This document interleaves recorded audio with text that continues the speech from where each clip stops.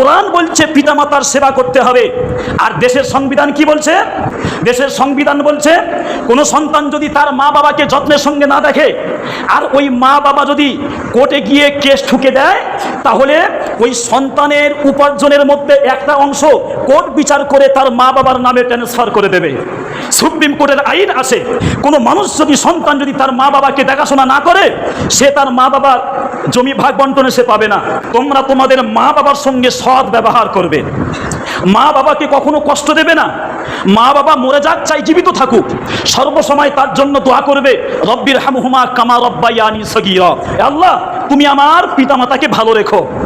এখন যদি এমন হয় কোনো মানুষ তার মা বাবার জন্য রাত দিন দোয়া করছে, রব্বির হামহুমা কামা রব্বায়ানি সগীরা, কিন্তু তার বাড়ির হাঁড়িতে পিতামাতার জন্য ভাত হয় না, তার হাঁড়ির ভাত সবার জন্য হয়, শ্বশুর শাশুড়ির জন্য হয়, শালা শাড়ির জন্য হয়, ছেলে মেয়ে বিবি বাচ্চা সবার জন্য হয়, কিন্তু মা বাবার জন্য ভাত হয় না।